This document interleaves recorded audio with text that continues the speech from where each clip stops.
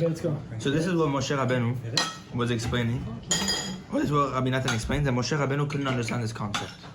Because this concept of balancing this inyan of holy arrogance and holy humility are actually dependent upon each other, and Moshe Rabeinu couldn't grasp how they both put together.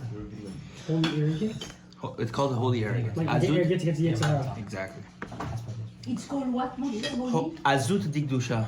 Holy arrogance means, ça veut dire like une puissance qui est like, you know what I mean, like rooted in kedusha, a holy like power, a holy boldness, bold, to be bold. Spiritual gangster. Exactly, spiritual gangster. Yeah, Spot on. yeah, That's a good way of putting it. So this is what Rashi says. כי היה קשה לו מאוד איך יכולים לזכות את ישראל לבוא לזה להיות ענבים באמת בתחתית ואף על פי כן יהיה כל אחד חזק ואמיץ מאוד בעזות לקדושה כראוי. What was Moshe not understanding? Moshe had attained this. But what he wasn't understanding was that how he could do this to all Israel and to make all of Israel merit to get to this place of humility in the highest point of all humility, which we said to be humble without any ulterior motives, without any sort of bad things already preset in your mind of why you want to be humble. Just to be humble because Hashem wants you to be humble and humble be'emet. And also what? To have strength and courageous service and you know what I mean? Avodat Hashem, that no one's stopping you. Yetzirah can go take you to wherever you want, you're still not going to with him. You know? This Moshe Rabeinu could not understand how he could do this to all of Am Yisrael. How he can make all of Am Yisrael attain this level. This is what, because Is there a name for this level? Or category of? Yeah, it might be. Because what we're saying is ayin. Lizkot libchinat ayin. To merit this concept of nothingness. Ayin is the inyan of keter. It's this. Because ayin, malchut, we know is the last sfira. Malchut is actually ani. And ayin is reversed. If you take the word ani, me, I, the Zohar speaks about this. Malchut, ani is a reference to malchut.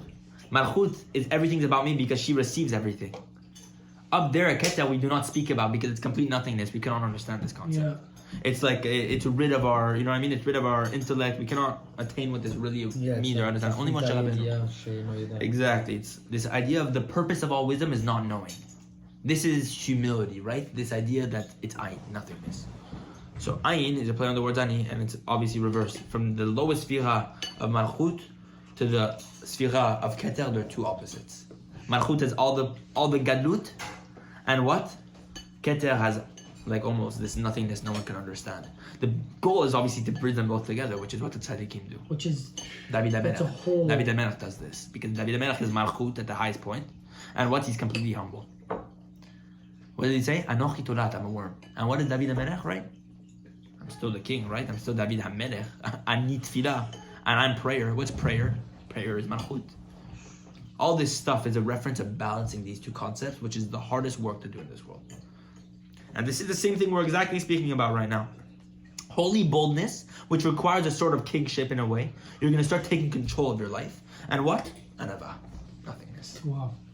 Moshe Rabeinu, David HaMelech, these people, Rabbi Nachman, these tzaddikim, the Ari HaKadosh, all these tzaddikim that we're speaking about, is unifying these two concepts. It's a huge inyan.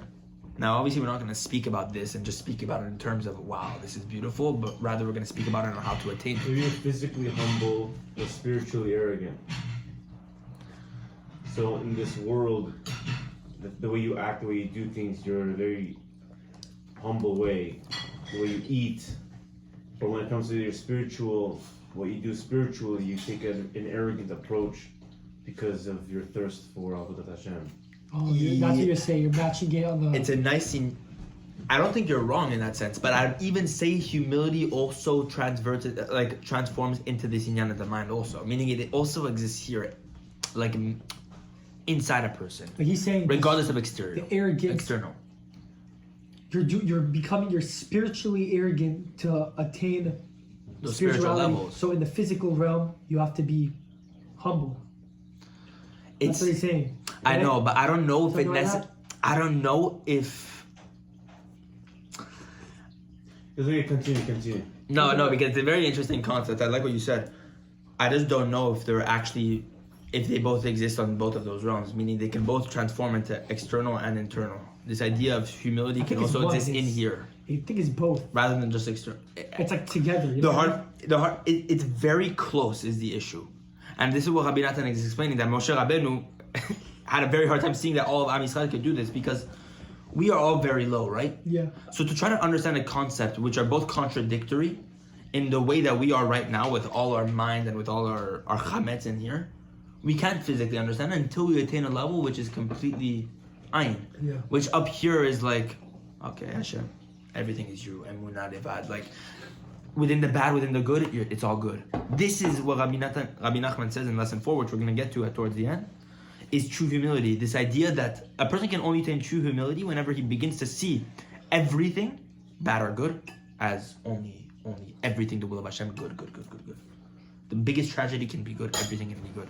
It's an inyan of Olam Haba. And what's Olam Haba? Rabbi Nachman explains in another lesson that a person's resurrection, which will become to live in the world to come, his resurrection, the resurrection that happens to each and every individual, happens according to how much humility they have. You know where the resurrection happens? Through a person's humility. So depending on how much humility a person attains in this world is how much he will be resurrected. There's also in lesson 4 where it says Shekel and yeah, Exactly. Exactly. So what he's saying, that know that everything that happens to you is all for the best. This is a perception of the world to come. We're going to explain how this concept is referring exactly to how Moshe Rabeinu had Am Yisrael got forgiven. How Am Yisrael got forgiven and how Moshe Rabeinu fought on their behalf. How? Through this exact concept. The Chet Ego? The Chet Egel. We're all going to connect it. Yeah. So here we see humility. Rabbi Nathan explaining there's a big paradox here. But now he's going to start to delve into it and how a person can do this. He's going to explain this according to tzedakah. Because machatzit shekel is obviously giving something from yourself to take something much bigger. Tzedakah accomplishes this inyan of humility. But here we're just explaining something very big, which we're about to delve into right now, which is humility cannot exist with a person who doesn't develop himself in Avodat Hashem. Sometimes you'll see a person who might seem humble on the outside, but he cannot attain true humility unless he gets to a place where he works on himself at Avodat Hashem, he attains chokhmah, and he goes through the place where he starts attaining these sort of great things, and then attain humility through that thing. Humility cannot exist in a place where there's ignorance. Wow. Which we would call mochin de katnut, constricted intellect. Why? Because there's some people today who are mamash pashut, and Rabbi Nachman praised those people. But true humility cannot exist in a person who doesn't have, hasn't developed a chokhmah Torah. Why? Because it's a false humility. It's this idea that what we just explained, you have to be strong in your Avodat Hashem, this, that. He feels as if he's not worthy of Avodat Hashem, which is exactly what we're saying is the problem that Rabbi Nathan is addressing here. A person to attain true humility, you need to be so strong in Avodat Hashem, and then even so attain nothingness, right? But this person who doesn't really have this chokhmah, doesn't really have this intellect, or hasn't really developed himself spiritually, cannot attain true humility yet, because what? He thinks of himself as a zero in a way of, I can't move forward. I can't go forward. I think a very good example of this is if you look at stories of famous tzaddikim in the Torah. Like, for example, Moshe Rabeinu with the episode of the Meraglim. You look at Moshe Rabeinu with the episode of Korach. You look at David HaMelech in the capturing of the Plishtim. David HaMelech with his main soldier and his son, and being cursed by the sergeant general of his son's army, right? So when you see all these situations, like for example, let's take Korach, which will eventually come up in a couple months from now. When Korach comes to Moshe, Korach comes to argue with Moshe, with all the elders, and all the elders, they come to present arguments in front of Moshe. And while Moshe contains all the chokhmah of Hashem, and there was no one that was more chacham than Moshe in understanding all the Torah, because Moshe went up for 40 years and 40 nights and understood all of the Torah and all the pnimut of the Torah, Moshe could have argued with him and instead falls on his face and doesn't answer him. It's because when you reach a level of understanding that you know more than another person, but it's not about you knowing more than the other person, but that Hashem chooses to give you the opportunity to know more than another person, and you choose to say, why is Hashem allowing this person to come to me and present himself this way, and you have nothing to say, even though you know more. This is a form of humility. It's when you've attained the knowledge and presented with an opportunity to be smaller, and you choose to not make yourself big and make yourself small. I think that you see that same parallel happen many times with lots of tzaddikim. where they could have destroyed the world, or they could have killed someone, or they could have done something to rise above and make themselves seem great, but then they purposefully choose to subdue themselves in front of the honor of Hashem or in front of someone else, even though they're not less intelligent than someone else, but they purposefully choose to make themselves lower. But if you know something, why would you not want to spread it to create positive impact just because of humility? Saying because it's emet, you're saying. Yeah, it's emet that he was bigger than Korah. No, so why didn't he tell them that he was Shekel, basically? Why did he fall on his face and not? Yeah, your why would you question? put him down? You're supposed to break down your enemies, right? Well, there's an aspect of rising above, right? I think that there was also jealousy. How can you It's very Yeah. difficult concept to understand. This is exactly what we're getting back into. That's why I'm trying to rationalize as It's an such a example hard that there's concept. moments when they are higher but they choose to be lower, and there's other moments when they are higher and they choose to destroy. For example, when the Jews conquer, when there's victory, when you utilize the Sfira of Netzach, and when the Jews are being victorious and you're winning, you need to go out to battle. You need to be able to go in. Right? Yeah. That's the aspect of the Jews whenever they lift their hands up and they win in war. Yeah. When the They Jews don't- split the sea, there's no humility to that when the Mitzvahs are being annihilated. Right? But don't we say that Korah was even more knowledgeable than Moshe Rabeinu? Yeah. We say that. There are, Yeah. but there's also an aspect that Moshe was able to pull a Torah down that no one else was able to attain. It's a very complicated concept that, to be honest, we cannot answer and point to a certain case and say this is humility. It's so complex. Because even that in itself has paradoxes. Until you get to the place of ayin, which Rabbi Nathan says. This is the entire point. Meaning a person himself, to truly understand humility, which the Baal Shem Tov was referring to, you have to scream to Hashem, and Rabbi Nachman says the same thing. He says it. He says, I have the advice, the etzot. You want to attain humility? One of them we're going to speak about tonight is attaching yourself to the tzaddik. When you attach yourself to the tzaddik, the bechina of Moshe, what happens as a result of that is now you're able to attain humility. In lesson 10 he speaks about this. You cannot attain true humility today without attaching yourself to the tzaddik. It's That's the impossible. only way ever. Only way. Wow. And then within that way, you have to start begging and begging and begging Hashem now. So Goyim But never could attain humility? You cannot attain the humility the Jew can. Because the Jew has a neshama within him which is elokut, right? Yeah. And whenever you channel that godliness, that's when you attain humility. Because what did it say about Hashem? Bimkom gedulato sham ata motze anbetanuto. In the place of Hashem's greatness, there you find His humility. Wow. But it's only through the greatness of your neshama, when you begin to see your potential, who you are, that you can attain humility. Which is exactly what we're saying. The person who doesn't develop himself spiritually cannot attain true humility. It's false humility. You know why? Because he doesn't realize where he is. And to really understand true humility, you have to know where you are. Because Rabbi Nachman says, true humility is not looking at the ground and walking around with your face down on the ground. This is not humility. Humility exists deep within you to understand, Just to know your value. and yet still to believe that someone else can be bigger than you, that someone, you know what I mean? It's a very complicated thing to discuss because we're speaking about almost a paradox in a way. But It's a fine line. I don't Very. think it's a paradox. It's more of like there's like a fine line within humility and arrogance, you know? 100%. Sometimes humility seems like arrogance. Like we were explaining. Rabbi Shimon Bar Yochai saying, I'm a tzaddik yesod olam, and I can annul a decree that happened before even the time of Bereshit. I can annul a decree. All the decrees from before. He said, without me, the world cannot exist. It's like the concept of Bechira. It's so fine, you know what I mean? For sure. And this You is have to where, accept. for sure. You have to accept. Today, we have to accept. And this is the most difficult part. That's why I brought out Chaim Moran. Yeah. Because Rabbi Nachman says things that seem very arrogant. But all I want us to understand in tonight's class, and how to, this inyan of advice to attain true humility, we cannot understand when a tzaddik like Rabbi Nachman or Rabbi Shimon or Moshe Rabeinu is explaining humility. Because they're at such a level we cannot even begin to grasp where they are. Yeah. To try to explain what humility is ludicrous. To the point where in the Gemara Masechet Sotah, the last page, the last line, last 3 lines, it says, after Rabbi Yehuda Nasi passed away, what happens? The Gemara says, after Rabbi Yehuda Nasi passed away, fear of sin, yirat chet, and anava stopped to exist in the world. Ceased to exist. Humility and fear of sin ceased to exist. And what happens? A tzaddik by the name of Rabbi Nachman, and Rabbi Nachman said, there's no coincidence in that, by the way, that there's a reference to both the him in that phrase. A tzaddik by the name Amora, a Talmudic sage by the name of Rabbi Nachman said, don't say that fear of sin stopped to exist because I'm still here. And this is the crazier part. Rabbi Yosef came, and Rabbi Nachman explained this to say that we shouldn't think we understand humility. Rabbi Yosef came and look at Gemara Masechet Sotah. Rabbi Yosef came and said, don't say that humility ceased to exist because I'm still here. That answer is a paradox. It's a question. How can you say you are humble and you say you are the most humble and then, you know what I mean? It sounds the most arrogant. We're going to understand from this thing that we don't understand what humility and arrogance is at all. Humility is also objectivity, being objective. That's why Moshe himself wrote that he was the most humble. He wrote that about himself. It's amazing. Yes. That's That awesome. was what you're saying. What you just said. Yeah. Rabbi Nachman brings that down also. Spot on.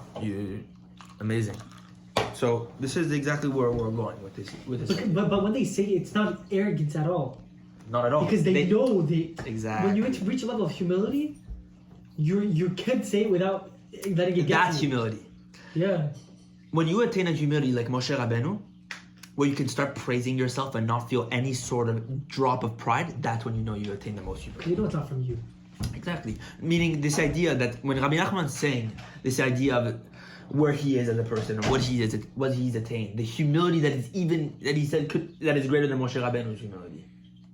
When he says something like that, which seems ludicrous, right?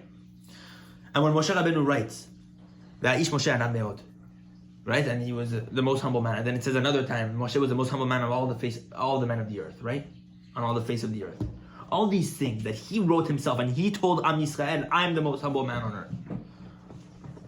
When he's saying those things, the only reason why he could say that in public and tell everyone about it is because he attained that humility that even if he were to say it in public, and even if Hashem himself were to praise this person, he would not feel a drop of pride.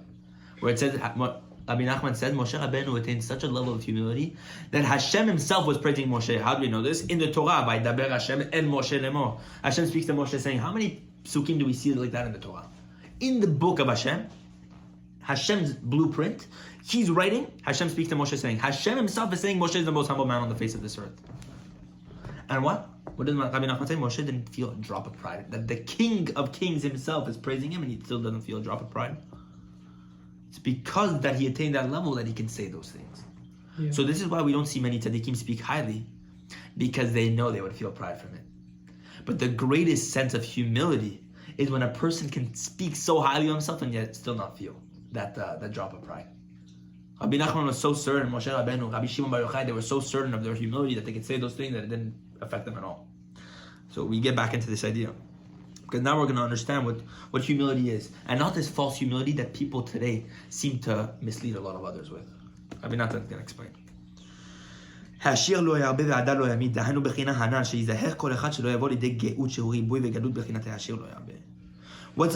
pasuk warning us to do? The rich person should not increase the donation he's about to give, and the poor person should not decrease it. Why? Everyone's equal. Everyone's equal. What's the pasuk warning us to do? That it's warning us that each and every person shouldn't get to arrogance, which is what? Too much greatness. The rich person shouldn't increase his donation and get more arrogance from the fact that he just gave something bigger. How do we know this? And also the opposite side. And also the opposite. And that the poor person should not give less. Why? Because it's going to make him go to a false humility. Which is what? This place of, I'm not worthy, I don't have enough money, I can't do this, but I'm very small, right? I can't attain this mitzvah. I need to give half the amount of machatita shekel. This idea of feeling not worthy or not, no ratzon to attain that thing, to attain that mitzvah of Hashem, is false humility. So Rabbi Nathan is defining what humility and arrogance is. This is what it means when it says a person that the poor person shouldn't lessen the machatita shekel. Because whenever this poor person, let's say he were to decrease his amount, what would he go to? Constricted intellect. Make himself like nothing, right? But to the point where it's not nothingness in a place where his mind is completely aware and is completely involved in Hashem's mitzvot and Torah. It's mochin dekatnut, constricted intellect. I feel distant from Hashem. Right? And this is not humility. Because it's the way of a rich person to it's normal for rich people to get prideful. How do we know this? Because Rabbi Nathan explains, a person should not become prideful over his wisdom, his strength, and his wealth. Meaning wealth is one of those concepts that a person attains pride from. So what do we from wealth? From wealth, Right. strength, and wisdom. These three concepts are the main places where people will take pride from. So, Rabbi Nathan says it's normal for a rich person to want to give more, but that will lead into gava. And the poor person to lessen his amount, it's going to lead to false humility. There's a balance, which we were saying earlier, the scale, mishkal, a scale of balance and equilibrium. And poverty is humility in generality, right? Wealth can easily lead into gava. Poverty is more humble, it's more destitute, it's very low. But look what he says. As David HaMelech says, Ki ani ve'evion anochi, because I'm poor and destitute. Right? וזה עיקר מצוות צדקה, שצריך להשאיר לאחר מן העני ולהשתתף בצערו וליתן לו די מחסורו, אשר יחסר לו. What's the mitzvah of tzedakah? The rich person has to give money from himself to give enough for the poor person to do whatever he needs. Right? To share within his pain. To involve himself within the pain. Because what did we just say? It's normal for a person with wealth to get prideful. It's natural. He must lower himself. And we're going to explain what the poor person has to do in his avodah to attain true humility. This is true anava bishlemut, because the person has wealth, but now he's lowering himself. What we just said, right? He has this mochin de galut. He has this great intellect because he has all these things, right? He's not a constricted intellect. He's engaged with all these sort of gifts of Hashem, but he's lowering himself. Rabbi Nachman says in lesson 2, when you give tzedakah, it's mishpat, it's justice. Why? Because what's justice? Lift one up who's low, and lower one who's high. This is justice.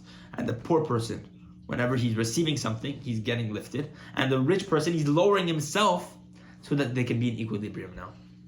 This is pure mishpat. What we're talking about, machatzita shekel.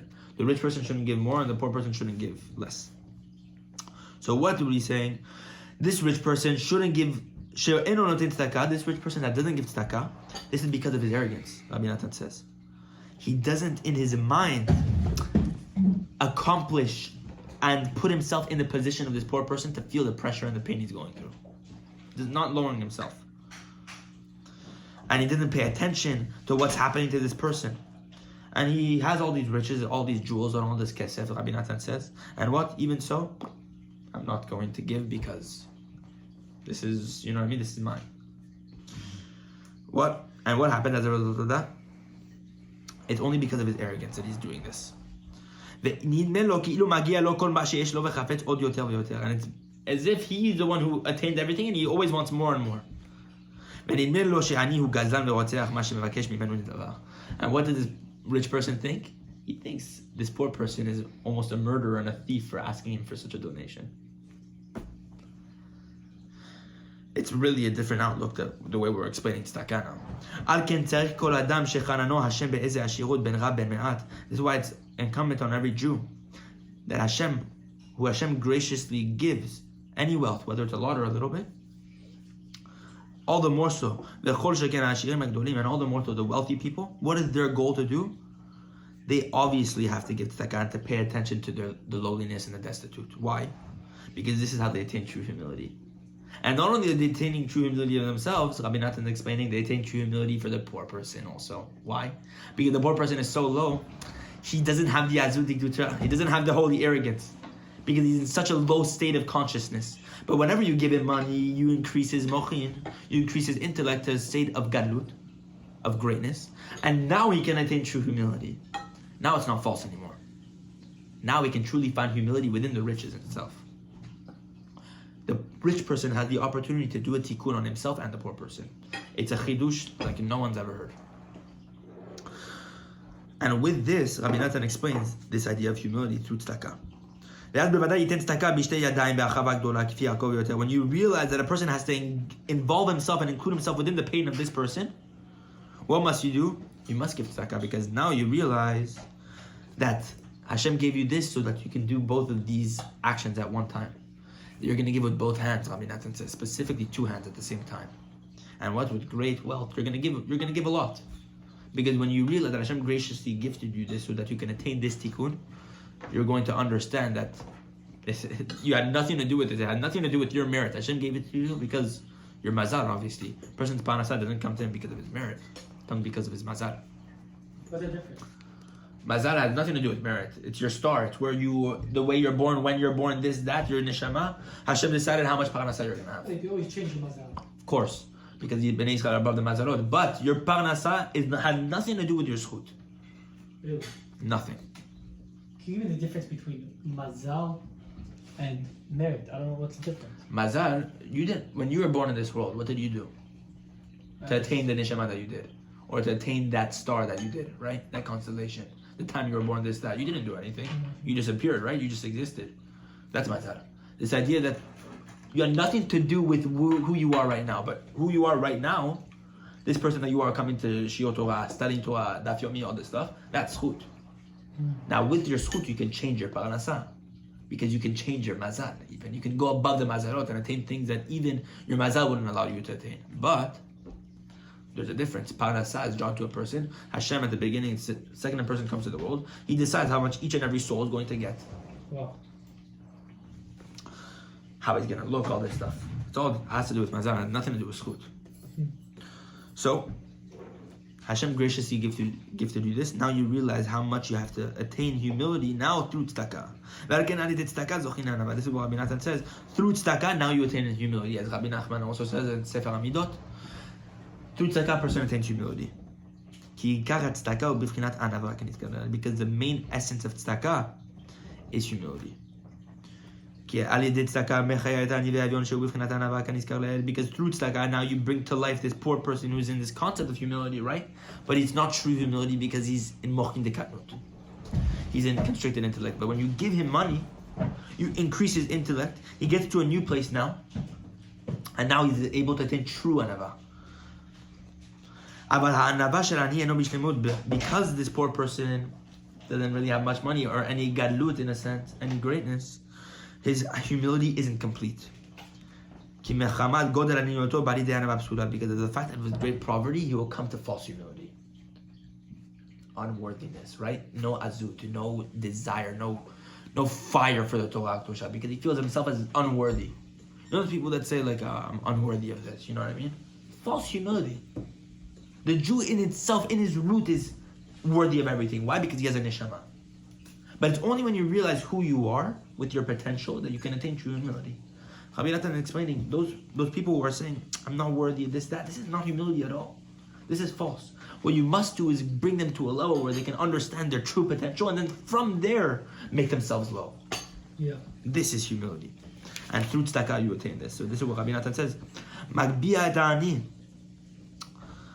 Whenever the rich person comes and he gives off the shefa from the generosity of his heart and he brings to life this poor person, what happens? What happens as a result of this? You lift this poor person and you exalt him to a place of like what do you call mochin de galut, from his initial place of mochin de katnut, constricted intellect.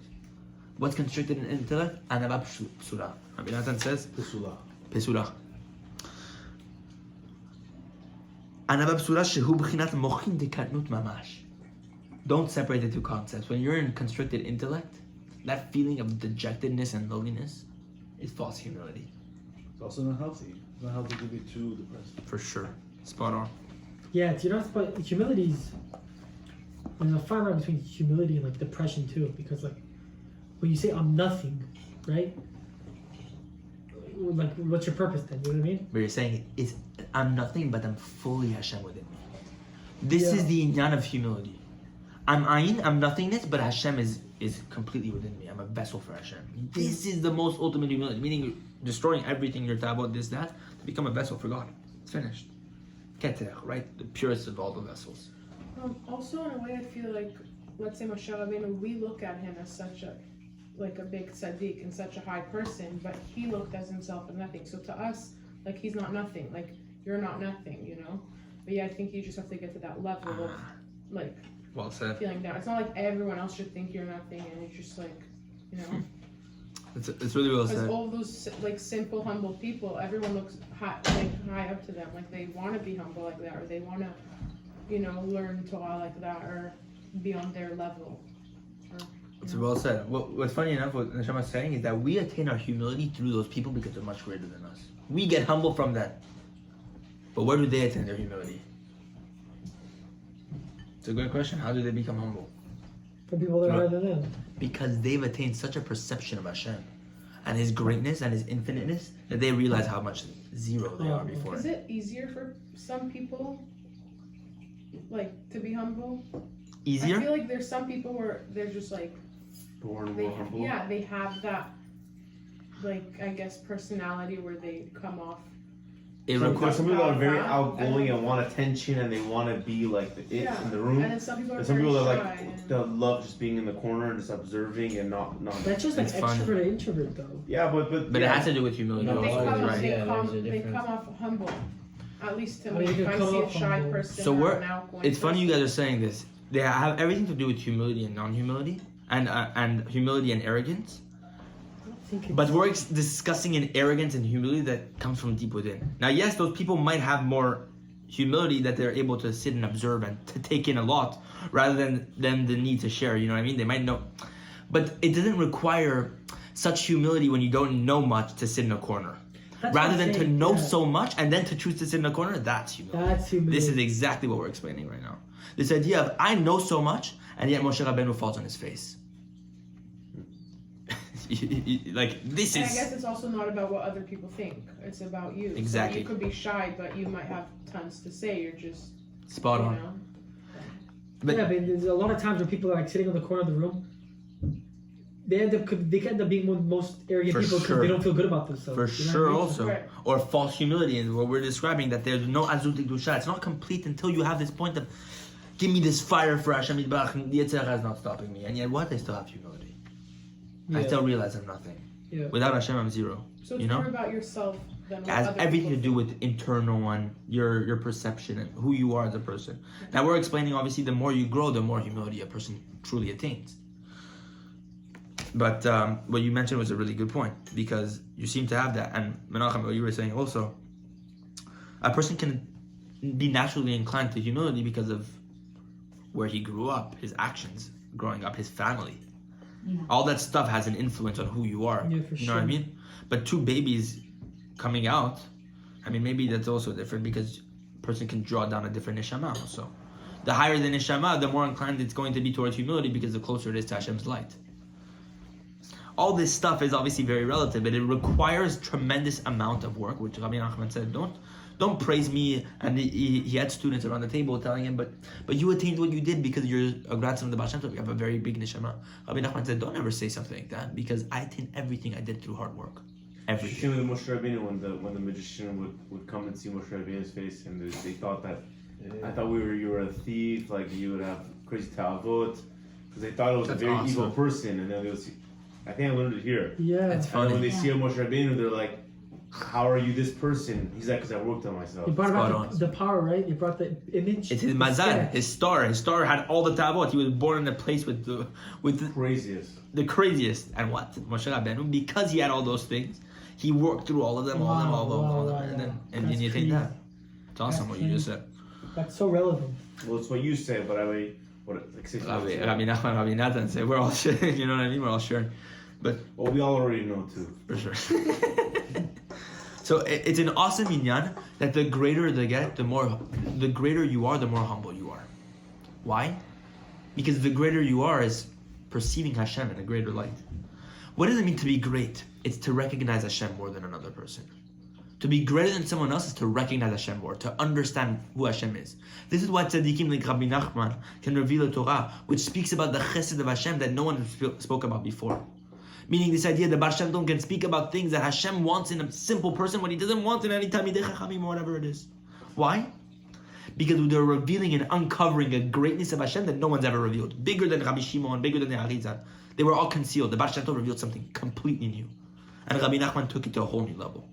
Until the Mashiach will start taking these teachings and write commentaries on Likutei Moharan and Likutei Rachot because Rabbi Nachman said, I've attained such a level that Mashiach will be one of my students. This idea that now he's attained such a level, he sees the chesed of Hashem. There's no way on earth that the Mashiach cannot go through him first. Because it's such a chesed of Hashem, it's such an emet of Hashem that no one discovered before. Same thing with the Baal Shem Tov, the Rabbi Shimon. Rabbi Shimon revealed something that Moshe Rabeinu couldn't reveal. The Arizal revealed things that the Rabbi Shimon could not reveal. The Baal Shem Tov revealed something. This is a novelty in the world like no other. The Baal Shem Tov. Chasidut. What's the inyan of Chasidut? Righteousness in every single individual. This is a perception of Hashem that was never yet revealed. Never yet revealed to the masses, for sure. Within the Kabbalah, you have these secrets. That's what the Baal Shem Tov revealed. But to the masses, that he explained this to even the simple person, to everyone like this is a chidush in the world that we've never heard of. Tremendous chidush. And this is all because he recognized Hashem more than anyone else. When you recognize Hashem, you begin to discover a new sphira, a new perception, a new attribute of God. And the greater the attribute, the greater the humility. Because the more you begin to recognize from Hashem, the more you begin to see how little you are. Hashem is infinite. Rabbi Nachman says in Chayim Moran, and Rabbi Nathan brings this down, I once heard in the name of one of the students, that Rabbeinu once said, I've attained, I've attained Yechida v'Yechida. Yechida v'Yechida. For people who understand the Kabbalah and who study the Kabbalah, this is unheard of. It's something that Arizal says only the Mashiach will attain. Rabbi Nachman said, I've attained Yechida v'Yechida, meaning the soul, the highest soul of the highest soul. Within each soul, there's 5 levels. There's Nefesh, Ruach, Neshama, Chaya, Yechida. We're within Nefesh, Ruach, you know what I mean? Some people don't even attain Ruach sometimes. Shabbat we attain Ruach, Neshama, but within each soul, there's another 5. So there's a Nefesh of a Nefesh, a Ruach of a Nefesh, a Neshama of a Nefesh, right?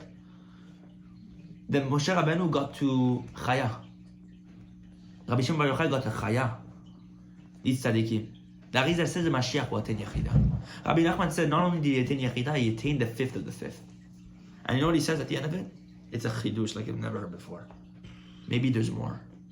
Come on, that's crazy. What he just said from that point is because he attained such a high level, he completely threw the entire system to the ground and he said, but Hashem is infinite. Where do we know where it stops? This is humility. This idea that the more you grow, the more you realize how nothing you are. And this is exactly what Rabbi Nathan is trying to prove through tzedakah. And I want to hop into this idea of din et Hashem yitbarach beyoter u'makirin et boram beyoter. When you serve Hashem yitbarach more, the more you recognize your Creator. And through this, you attain a greater humility. It's impossible to attain humility unless you work on yourself, or else it's false.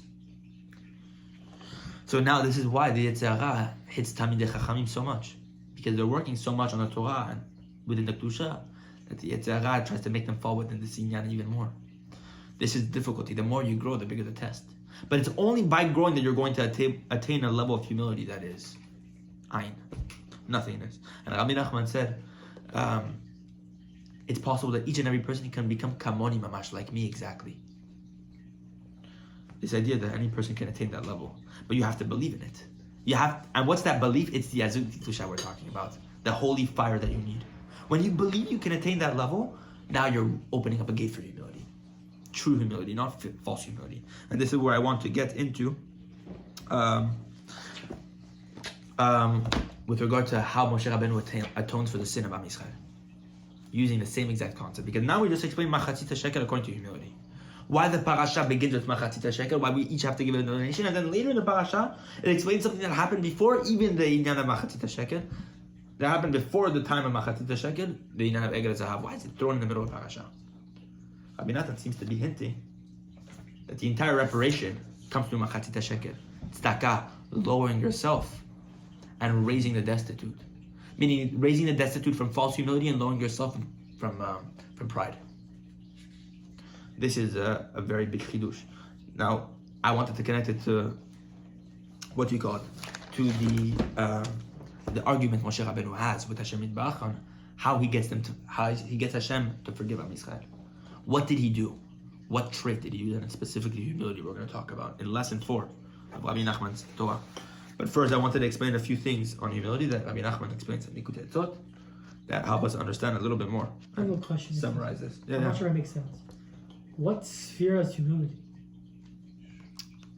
that make sense? That There question? can be humility in every single sfira, meaning you can attain a level of humility that right now, right, Yeah. it's humble for you.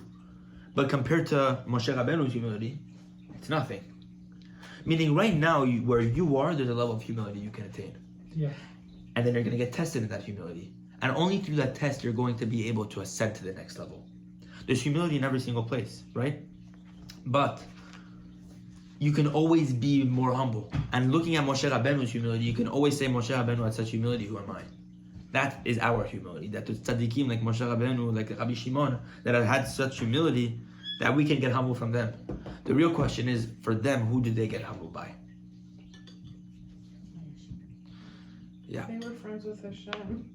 So it's funny. Rabbi Nachman has something which even today, to this day, I do not understand clearly. In Chaya Moran, he explains that the amount of humility, it's so complicated to explain this because the way he explains, because he asked the same question. I'm repeating the question that he had. We can get our humility from Moshe Rabeinu. He said Moshe Rabeinu received his humility from him. And we're going to Rabbi Nachman. How we're going to understand how right now. So where did Rabbi Nachman get it from? Exactly, that's the question he asked. Hashem. So where did I get it from? He says the amount of importance I attribute to myself is of even less importance that they attribute that I attribute to them. Meaning the fact that they receive, Moshe Rabbeinu received his humility from, like, let's say for example, I received my humility from Rabbi Nachman. The amount of importance he attributes to me, the fact that I receive his humility from his humility, is of even less importance than the amount of importance of importance he attributes to himself. He looks at himself as lower than even the fact that he is humilified by me. Did that make any sense? It's very complicated. Let's say Rabbi Nachman or Moshe Rabeinu, right? Let's talk about these giants, right? The amount of humility he takes, Rabbi Nachman receives from the fact that he says Moshe Rabeinu receives humility from him, because Moshe Rabeinu humility, let's say, lower on a lower level than Rabbi Nachman, for example. I'm saying, forget the controversy, whatever it is, just go with me on it. The amount of humility Rabbi Nachman is saying that he attributes to Moshe Rabeinu for the fact that Moshe Rabeinu is humble enough to receive. Wow, this is the journey, bro. I tell you, it's a roller coaster. Think about it for a second. Because it's very hard to put in words. It's like explaining. It's deep, man. It's very deep. Let's say it's what do you call it? Me and a baby, right? You and a baby? Me and a baby, because a baby didn't have humility yet, right? Okay. Let's say the baby were conscious enough that it, or let's say someone who just started Avodat Hashem, right? Yeah. Versus someone who isn't starting, who is already in it. Yeah. The person who just started Avodat Hashem, who hasn't developed a consciousness yet, right? He receives humility from the person who's already started, clearly. Make sense? Yeah, because he knows that he's lower. Because he knows that he's lower. The other person is his teacher, right? But the teacher, where does he receive his humility from? Let's say there's no one above him. From the importance that he attributes to himself, the greatness that he attributes to himself, is of even less importance than the humility he places on this person. Meaning the fact that this lower person, this student of his, he sees as receiving humility from him, is not as he doesn't attribute as much importance to that concept as much as he Wow, it's very difficult. You see what I'm saying? That was a whole journey, man. Do you guys see where I'm going with this? Yes. It's basically, you can explain it first. No, I don't understand you explaining it. I'm totally confused. I'm completely confused.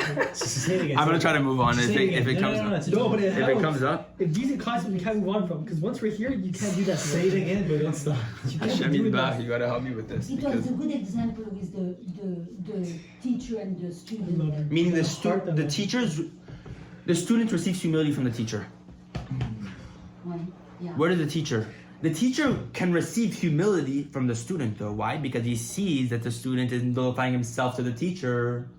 So what happens as a result of that? The teacher also feels humble also. Isn't there a quote Go ahead, Michelle. No, I don't know though. Like a teacher learns from his students. You're right, So for sure. I don't know if that's connect. I'm a bit confused too, but maybe that connects. Which is greater? Just say which one's greater. The teacher. Because he learned Because from the him. fact that they cannot receive their humility without him. No, which one's gives him greater? humility. I think all of this is like way too difficult to understand. It's very difficult. When it comes to quotes of people saying Tzaddikim. very unhumble phrases, For sure. and then saying that it's very humble, I feel like it's just like You want me to read it? You want me to Fine. read it from the Sefer, and you guys see where you guys wanna? Just say this. Which one? Which? I let me turn to the page. Which? You know, Oh, go can ahead. I explain something? One thing. Sorry, No. I was thinking about something. It's the teacher will be as great as the student is. It depends. We hear this concept. How humble the student is will show how big the master is. Is it? No? It's fantastic. It's exactly How, what it is. wait, repeat. How humble is the student will show how big Awesome. the master is. I like that. I need some DMT, but it's emotional. No, Bro, because get depending shrooms from on mountains. Yeah. You want me? Yeah. I'm gonna that's read exactly this. what it is. It's what you just said is very good. I think it summarizes the exact concept. What I was trying to explain in 10 minutes. What I can let me read it, and you guys see what you guys can take over from it. Okay. On the 4th of Elul, 5569, the Rebbe said, I am more humble than all the renowned tzaddikim. Each one of them has his particular service, and I am humble. To me, they are not important at all. For humility means to consider oneself as nothing, to completely efface oneself, to remove oneself. Thus, since they have absolute no importance in my eyes, I am their humility. That is, I am the humble one out of all the renowned tzaddikim, since each one of them has his particular service, but I do not attribute any importance to them at all. Meaning he did not receive humility from their avodah, because So Rebbe Nathan, this is Rabbi Nachman. he wrote this himself. Yeah. Hence, taking us all together, I possess the trait of humility among them. But to whom do I attribute less importance, to myself or to them? It's a very... That makes sense though. However, it seems the Rebbe considered himself, this is Rabbi Nathan now explaining, the Rebbe considered himself more insignificant. This is similar to Moshe, where the question can be asked how the verse states that he was more humble than all other people when they were all his students. There too, the answer must be as above, that he possessed the humility of them all, which means that their humility was with him. From his perspective, they were all humble, insignificant, yet he considered himself more insignificant than the insignificance he attributed to them. That's what I was trying to get off. So basically his teachings. He's talking about his teachings that he gave to them. He's more insignificant within the teachings? Forget the teachings. Him as a person. It's also Moshe was he had so much connection to potential that he saw in other people more potential than he saw in himself. Really? So he knew he was greater than other people, but at the same time, when he looked at someone else, he thought, if this person did all the things I did, he'd be greater than me. Oh You wow. feel me? So at the Absolutely. essence. It's like you're in the gym, you're the biggest guy in the gym, but you look around at everyone else and you say, look, that guy, if he did all the things I do, he'll be better than me. Mhm. He knew he was the biggest. That makes a lot of sense actually. So it's the potential that's not tapped in yet. But if they wanted to, they could reach a higher level than what I'm at now. Yeah. But actually, the potential of each one is in Moshe Rabeinu. That's true also. Where did she come from? No, because he's saying exactly that. Their humility is with him. Their humility is with him. Meaning the only reason why they can attain any humility is because of the fact that they are humble because of him. he teaches them humility. Exactly. Yeah, that's why Moshe said, send someone else. Someone else could do a better job. He kept saying that because he really believed it. For sure. Transcriber's note, in my humble opinion, the Rebbe means to say that he attained such a perception of God's greatness that the devotions and service of others was completely insignificant in his eyes against the greatness of God. As for himself, though, he had attained more than them all.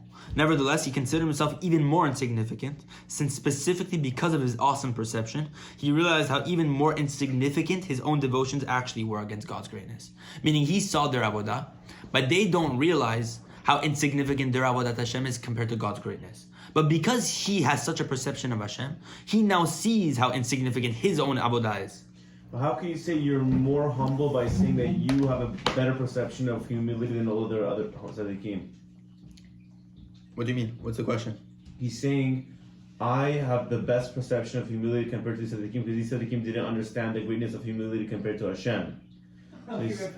So he's saying since they, the big gedolim that he's listed, he's saying I understand humility better than all of them because I can compare it to how great Hashem is. Meaning how much more insignificant my avodah was compared to Hashem's but greatness. saying that he has this realization is chas v'shalom, it's arrogant compared to. It's kind of saying that I see this but they don't. No, but it's what we said earlier. Yeah, It's such a high level where Rabbi Yosef can say in the Gemara, don't say that humility doesn't exist because I'm still here. See what I'm saying? Like this is why I just wanted to get to the point tonight to understand. It's the fact that you mentioned earlier that you have to know, you have to learn. The fact that you learn, humility comes from The perception. You know, the perception. Well, Rabbi Nathan just said here. Ovdin beyoter. What did he say? Ovdin et Hashem yitbarach beyoter umakirin et boram beyoter. Whenever you serve Hashem more, you understand your Creator more. And through this, you come to greater humility. So confidence. A lot of humility is having proper confidence. For sure. For sure. Moshe had so much confidence that sometimes he believed in other people more than they believed in themselves. Yeah. We saw the potential Awesome. in them more What you than just them. said, that's spot on. He had confidence within him. He believed more in other people than sometimes they believe in themselves. For sure. For sure. This is why Moshe Rabeinu has such a power to bring all of Am Yisrael closer to Hashem. Because he knows their potential. Why do you think tzaddikim can judge people favorably? This is where we're about to hop into lesson 4. Or when tzaddikim, like Aharon would always see people, he'd always give the benefit of the doubt, he would look at them. Awesome. That's why they wouldn't feel uncomfortable coming to Aharon. That's And crazy. they'd see his face. It also reminds you of like tzaddikim, like Harav Netaneli here.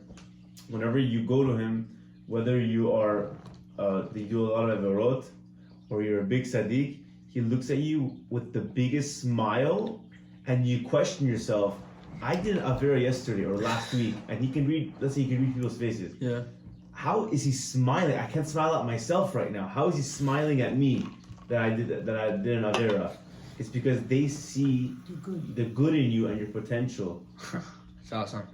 And then Amazing. through that, it actually enlightens you. It's actually amazing. We're treading lots of deep waters right now. We're going very deep. Baruch Hashem that we're going through this together, because even myself, I clearly don't understand this concept. I tried to explain the concept for 10 minutes. I couldn't get it. But it comes We're in the Santa Maria Trent, the deepest parts of the ocean.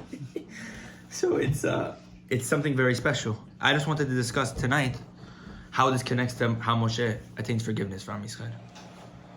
Because to understand something, we're going to understand something from lesson 4 that's very big.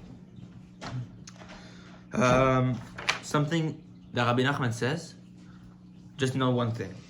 A wise person is a humble person. What we just said, the wiser you are, the more humble you can get.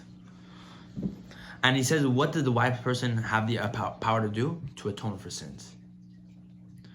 Which means humility has the power to atone for sins, because we said wisdom can only come through humility. From chokhmah, where can it be found? Right, it's a pasuk. Me'ayin, though, is from nothingness. Chokhmah, it comes from ayin. It can be found within ayin, within those who make themselves as if they're nothing. True chokhmah. So, the wise person has the power to attain, and it says, Ve'ish chacham yichaperena. The wise person shall atone. These are all psukim that Rabbi Nachman connects to explain that the wise person can be able to atone for sins. Now, using this concept and using Moshe Rabeinu's humility, we're going to understand how Moshe Rabeinu uses his humility against Hashem. He uses his humility against. He uses his own against. You'll see right now. Because Hashem wanted to Destroy the us. Jewish people. So what did he do? We just explained that through the koach of the Talmid Chacham, the tzaddik, right, who has true humility, because you cannot be a tzaddik without this humility. Now you're able to atone for sins. Ve'ish chacham yichaprena, right? ובשביל זה, כשהתפלל משה על חטא העגל, when Moshe prayed for the חטא העגל, for the sin that we had just committed, the golden calf, What did he say? Amar. Im Tisa chatatam, if you'll forgive their sin. Ve'im ayin mechenina, and if not, erase me. Yeah. Right? Please erase me. By the way, chidush within those words, as I was telling you earlier, that word is, what do you call it? This inyan of Moshe Rabeinu and Rabbi Nachman's humility. If you take ayin mechenina, it's a big, like it's like a fun chidush in Westlev. Ayin mechenina, if you read backwards from na through mecheni until the first word ayin, you say you have im ayin mechenina, right? Start from na, and we're gonna start reading backwards. You have aleph, nun, yud. At the end of mecheni, you have the yud, so that's ani, and then you have nun, chet, mem, nun, Nachman. Wow. Ani Nachman. I mean, Nachman's everywhere, man. Yeah, but this is a cute chidush. I'm not, you know what I mean? I'm just explaining that within this inyan of humility, you have Rabbi Nachman's humility also hinted in there. Ki zeh min hanimna, because it's impossible. Rabbi Nachman explains it now. Moshe Rabeinu just makes the claim to Hashem, forgive their sin, and if not, erase me from your book. Rabbi Nachman says it's impossible. Shelo yavo el ha'adam eze galut, that a person doesn't come to sort of any pride. When he hears that other people are praising him. Right? Normal. All the more so whenever a big king praises and exalts a person. Even more. Then it's certainly impossible that he doesn't come to sort of any pride or any arrogance. But to attain true humility when even the king starts praising you, it's only possible when what? When you nullify your emotions, your physicality. Then a person can hear his praise, and he won't come to any pride. Moshe Rabeinu. That he saw written in the Torah, Hashem spoke to Moshe. Hashem says to Moshe, he saw all this. And in Israel, he saw that all of Am Yisrael are going to read from the Torah, which speaks about Moshe Rabeinu for 4 Sfarim. Only Moshe Rabeinu. And he himself tells them his praise. Yeah. His greatness. Moshe Rabeinu didn't have any sort of pride or any splendor from this. Moshe, the man was very humble. And what did we just say? When a person's humble, he has the power to atone. So it's certain that through his humility, he had the power. Moshe had the power to atone for the sins of the Eged. As it says, the wise man shall atone. It's in Moshe Rabbeinu's ability to atone for the sin. The wise man will atone. It's a pasuk in. Wait a second. Let me find it for you right now. No, I've heard that. The wise man shall atone. I can't find it right now. Mm-hmm. But he basically proves it through this inyan that he proves it through this inyan in Micha. We say this, Ve'over al pesha lisherit nachalato. Hashem forgives the transgressions, for the remainder of his inheritance of his nation, right? He forgives the transgression for the one. What did it say in the Gemara Rosh Hashanah? For one who makes himself not lisherit nachalato for the remainder, one who makes himself keshirayim, like scraps. This is a proof that the wise person has that power to atone. The humble person has atonement of sin within him. Yeah. But back to the point, what we're explaining is that Moshe Rabeinu was saying it's obviously Moshe's power to be able to atone for the sin of the Eged Hazahav. And it says the ish chacham mechaprena, the wise man shall atone. This is Moshe's claim. Look at this. The imayin, and if not, right? Mechanina, I erase me from your book. Rabbi Nachman's going to play on this. The imayin, and if not. Meaning, if you won't erase their sin and forgive them for their sin. With this Hashem, you're showing Am Yisrael, you're showing everyone that I don't have power of humility. I don't have much humility.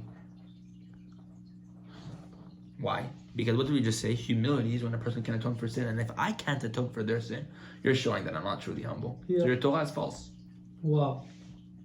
Because you said in the Torah, Aish Moshe Anameod. The man Moshe was truly humble. So you're not. I don't have any humility at that point. That I don't have the power to atone for their sin of the Eged. Bechen, this is why I request bakashati. My request is like this: Mechenina, erase me from your book. Kedesh lo kasher begalut. Why is he saying now, erase me from your book? So that now I cannot fall into pride and humility. Erase me from everything. Forget it. Now he's proving to Hashem with this humility, you have to force their forgiveness. Because if I wasn't already humble, then erase me from your book. And now I've attained the ultimate humility. Moshe Rabeinu is saying that I see within myself, and I hear all the time the great praises that people laud me with. You know what I mean in the Torah? And even yourself, you praise me. Because who's able to withstand this? That he hears his praise being told and he doesn't get prideful. If he's not truly humble. But you call me humble. But if I'm humble, Moshe Rabeinu says, you have to forgive their sin. And it says, Hashem forgives the transgressions of those who make themselves like nothing, right? This is Moshe Rabbeinu's claim to Hashem Yitbarach. It's a very awesome claim. And it's exactly what we're saying along the lines of this idea that Moshe Rabeinu is using his humility to attain true forgiveness of sin. Moshe Rabeinu knows his potential, and yet, what? That's humility. It's something incredible. Only Moshe Rabeinu, tzaddikim like this, can really understand what that means, but we can get to that point. It's a matter of belief, and this azut ikdusha Rabbi Nathan talks about. So this is what we were saying earlier. Rabbi Nathan says it's a very... Don't think that they're two opposites. Azut ikdusha, holy boldness, holy arrogance, and what? True humility. They're one and one. Here we see exactly holy boldness from Moshe Rabeinu. He's literally arguing against God himself, telling God your Torah is nonsense unless you forgive their sin. Oh. Or, that's basically that.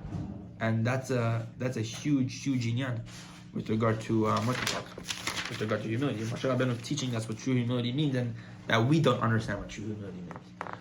All we can do is accept. Except, I'm telling you, it's like Bechira. By the way, it's emunah. Emunah. At the end of the day, it comes down to emunah. 100%. Until you get Because to the point. the fine line is we don't have the chachma to understand it yet. 100%. Until you get to the point where you can understand it with your own mind, then you have attained a perception of Hashem where you can attain real levels of humility. You know what I mean? But we're receiving humility from people around us, from big tzaddikim, right? Tzaddikim in the community that we see that are mamash very special, even simple people. I'm not meaning simple in Torah, I'm meaning simple in Avodah. They go to work, they do things, and you can receive humility from them by their genuine service of Hashem. We all receive humility from people. This is something tremendous, and a piece of advice, because we don't want to leave on just. Rabbi Nathan says this idea that tzedakah is where a person can attain true humility, right? Because you're affecting this rectification both on you and the poor person. And Rabbi Nachman says in lesson 10 of Likutei Moharan, by attaching yourself to the tzaddik, a person attains true humility. This is what it says in Likutei Etzot. You give it with two hands, right? Give tzedakah with two hands. It's very important. And this is what I was going to explain to tie the concept together. What does machatzit shekel have to do with the Eged HaZahav? Arrogance is avodah zarah. Yeah. Geutu b'chinat avodah zarah. Rabbi Nachman explains, arrogance is an aspect of avodah zarah. And it said in the Gemara Masechet Sotah, kol hamitgaeh ki'ilu oved avodah zarah. Anyone who becomes prideful, haughty, it's as if he served idols. Which means the entire point of haughtiness. Why did we fall into avodah zarah? Why did we fall into Eged HaZahav? Because we fell into pride. And why did we fall into pride? Because what did we just explain? When you attach yourself to the tzaddik, you attain true humility. Why did they fall into pride? Because they believed the tzaddik was gone. They forgot Moshe Rabeinu. Wow. Because they forgot Moshe Rabeinu, they fell into pride. They lost the connection to tzaddik. For sure, the Satan convinced them that he was gone. What's the point that Rabbi Nathan explains? It's not that he was gone. They believe that even when the tzaddik passes away, because it literally says in the Gemara that the Satan showed Moshe Rabeinu on his deathbed, right? They believe that even when the tzaddik passes away, he can't accomplish the things that he said. Or he can't accomplish things anymore. But what do we say in the Gemara? The tzaddikim are bigger in their death than when in their lifetime. Which means what? Wow. It doesn't stop. It only gets bigger. They detach themselves from the tzaddik. They believe the tzaddik was gone once he passed away. It was finished. fell into pride and arrogance. Immediately when you don't attach yourself to the tzaddik, you fall into arrogance. But Moshe Rabeinu didn't even die. You're right, but the Satan convinced him that. Regardless of whatever happened or whatever it was, there's things that explain that the Satan convinced him that he passed away. There was a huge detaching from the tzaddik. Yeah. 100%. That's the root. For sure. And it's only through the tzaddik that they get the reparation again. Yeah. Humility. But all this inyan of Avodah Zarah, today's Avodah Zarah is humility, because we don't have Avodah Zarah today. My bad. Today's Avodah Zarah is pride. Yeah. Rabbi Nachman also says money, desire for money. But regardless of the point, we see here today that the main rectification comes through anava, but you can only attain true anava through the tzaddik, and this is how Moshe Rabeinu attained atonement of sin. So, B'ezrat Hashem, may we take some advice, and God willing, apply it so that we can mamash, you know what I mean? Enter that was Hashem be'emet. B'ezrat Hashem. Amen. Thank you.